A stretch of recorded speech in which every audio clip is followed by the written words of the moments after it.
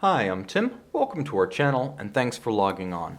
If you enjoy these videos, do me a favor and subscribe to our YouTube channel right here at Watchbox Reviews. I'd really appreciate it, and I'd be able to send videos like this to your inbox as early as tomorrow morning.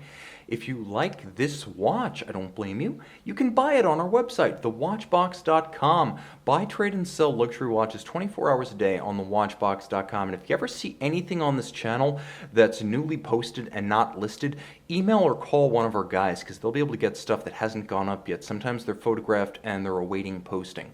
That's my note for this watch. Okay, seriously, guys. You were expecting some other Pepsi bezel GMT out of Geneva? Well, this is the one to own. Take my word for it. The Tudor Black Bay GMT is a chronometer dual time in sensational vintage style with modern fit, finish, and dimensions. You can see on my 16cm circumference wrist, the 41mm case works well in a dual time format. The timepiece, not excessively thick, in spite of the complexity within 14.5mm thick means you'll easily fit it underneath a jacket cuff. In terms of the lug-to-lug span, this one's nice and tidy. 50.2mm lug-to-lug is absolutely wearable on male wrists as small as 14cm circumference. So that gives you a good idea of the sizing range. I'll give you another shot, maybe a broader shot of this watch on my wrist. 16cm circumference, oval in profile, flat across the top. So that's what you're looking at. The bracelet could not be more different than the 2018 Rolex GMT Jubilee. This one is wonderfully substantial, as this watch is in stainless steel and the links themselves are hefty, substantial, solid, imposing, confidence-inspiring. There's a brutality about this bracelet that isn't quite in sync with the rivet-style vintage form, as vintage rivet bracelets were a little bit more delicate and dainty than this, but in a modern sports watch that's designed to survive the rigors of actual sporting use, this is exactly what you want. Large channels on the underside, you can see it aerate the wrist, plenty of gaps. You can see my baseboard straight through, as well as the gaps between the links to avoid pinching skin or pulling on your hair. Now, I've experienced the Pepsi GMT from Rolex, and I can tell you I like this bracelet and clasp better. How do you know that I know? Well, does that answer the question?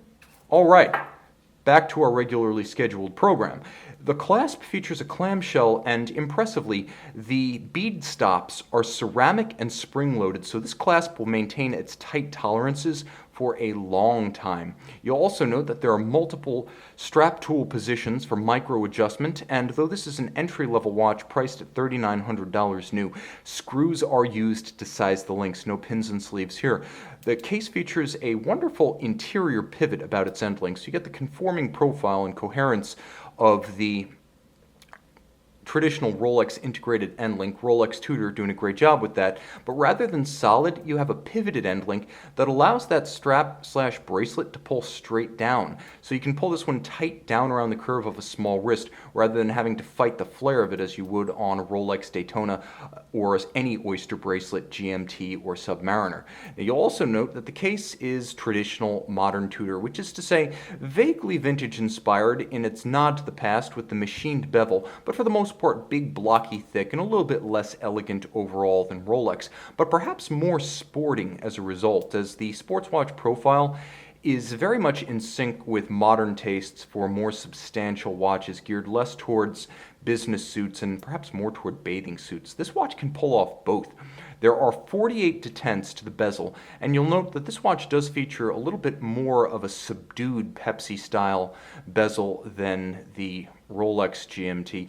In fact, in the right light, and this light box is pretty much it, this could almost be mistaken for a Coke bezel. Rest assured, it's a Pepsi, just a very mature and subdued one.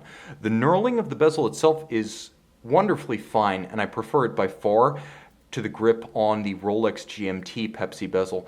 You'll also note that you can still treat it as a timing organ, as 6 is 15, 12 is 30, 18 is 45, but for the most part, you're not going to want to use that for diving, though the watch is 200 meters water resistant because it can move in either direction. What you're going to do with this is you're going to use it to offset from the vaguely Tudor snowflake-inspired 24-hour all-red GMT hand.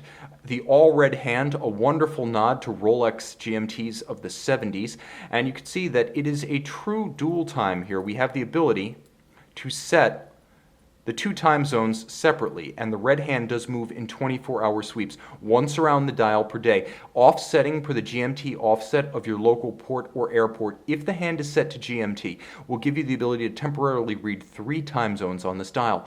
What I can't quite capture, and I regret it, I do, is the fact that this dial has a very subtle pebbly texture or grain that is completely lost in online photos. There is something wonderful going on with this dial base, and if I had to compare it to something that you can readily reference, I would say it's like the texture of a Jaeger-LeCoultre Duomet dial, or the Tribute to Geophysic in rose gold. It's that kind of pebbly, wonderful, rippling grain. It's not a flat mat. You can see all applied indices. There will be a loom shot at the end of the video. Again, snowflake-inspired hour and seconds hand, but the rest of the dial pretty straight with a chapter ring style minutes and seconds hash ring outboard, and the Tudor shield being the post 1968 at 12 o'clock, and somewhat curiously, the pre 1968 rose on the crown. The watch is a GMT. It is a certified chronometer, and it does have a manufacturer movement inside its case back. Should you ever forget what's inside the case, Tudor will not let you forget. It is a manufacturer caliber. What caliber is that? Well, I'm glad you asked. It is the Tudor MT5652. Now, the 5652 is an interesting piece because it's the GMT with the 70-hour power reserve, the silicon hairspring, and the full rotor bearing that you get on the standard MT series, which is to say it's got some advantages over Rolex. True, the new GMT has the 70-hour power reserve, but it doesn't have the silicon hairspring. This is a watch that is defiantly individualistic on the outside, where it almost mocks its remarkably more expensive corporate cousin, and on the inside, where it's perhaps a little bit more progressive about adopting modern technologies. There is a hacking seconds function, and the hacking seconds function allows you to precisely synchronize to an inaccurate reference time. I'll also mention that since this is a 200-meter water-resistant watch, it's 100 meters more water-resistant than the Rolex rival in-house. So which do I prefer? Well, I appreciate the thin, fine, and perhaps more dress-oriented profile of the Rolex GMT on a Jubilee bracelet, but that watch retails for over $9,000, and it's trading for over twice that pre-owned.